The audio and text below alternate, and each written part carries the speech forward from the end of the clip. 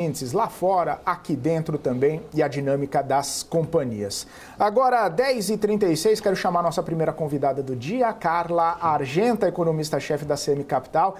Carla, bem-vinda mais uma vez aqui à nossa programação. Sempre um prazer falar contigo. Bom dia. Bom dia, o prazer é meu. Vamos lá.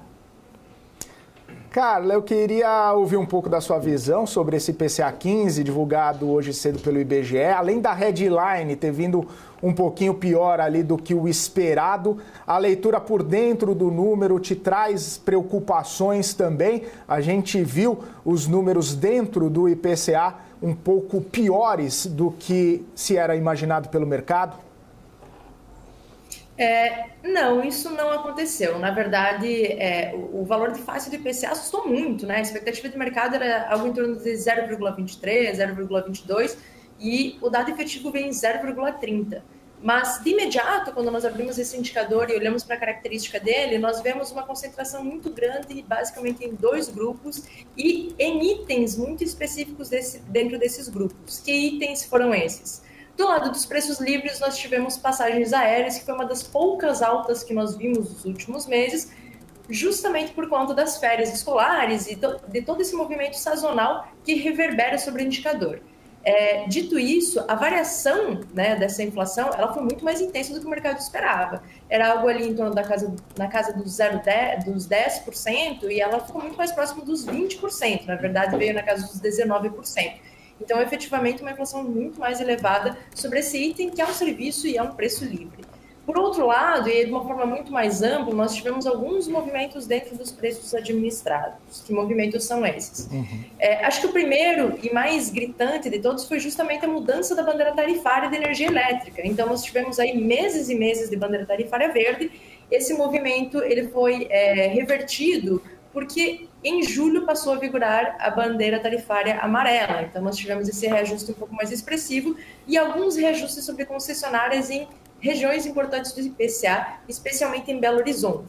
Então, esse foi um dos vetores importantes. E outro, muito sabido e comentado ao longo das últimas semanas, que foi o reajuste concedido pela própria Petrobras sobre os combustíveis automotivos.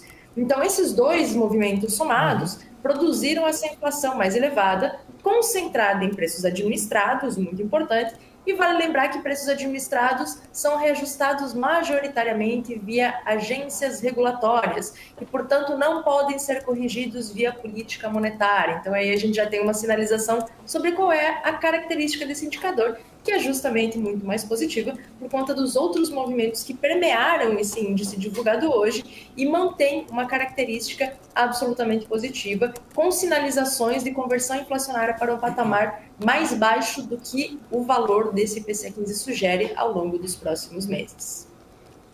Carla, então a gente pode ter uma leitura que esse processo de desinflação está em curso, mas talvez não no ritmo desejado, talvez ele pudesse ser um pouco mais acentuado, ter alguns elementos que estimulassem um pouco mais esse processo? Ele está em curso, sim, é algo absolutamente verificável. A maior parte desse movimento, inclusive, já foi absorvida pelo indicador, isso é muito importante de mencionar.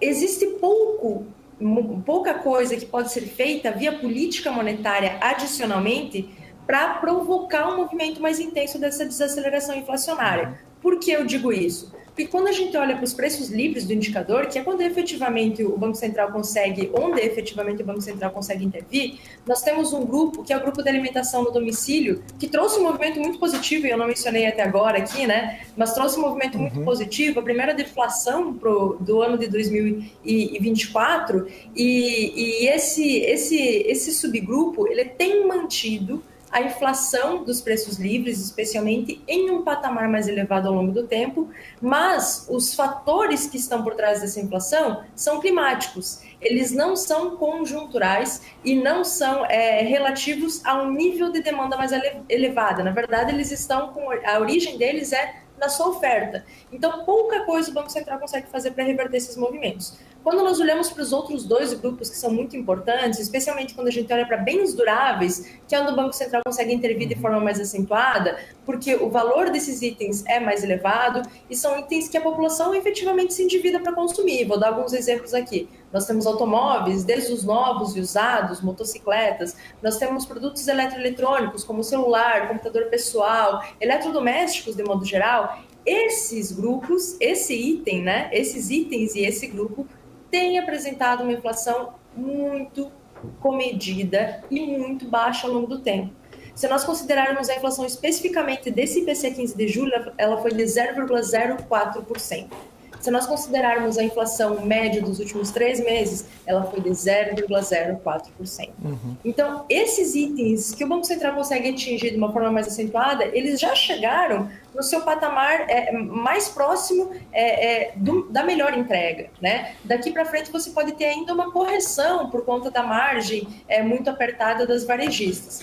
Agora, quando a gente olha para os serviços, né, a gente tem um espaço um pouco maior para a conversão desses itens para um patamar mais baixo. Por que eu digo isso?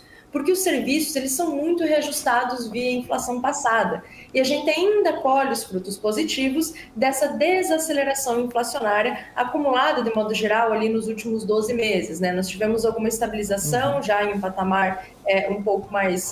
no patamar atual, né? Algum repique aí por conta de uma mudança de base, movimentos estatísticos, mas essa inflação sistematicamente, nesse patamar atual, ela tende a reajustar os preços futuros com variações menores, né? Então, a gente tende a ver também uma inflação um pouco mais baixa em virtude desses movimentos.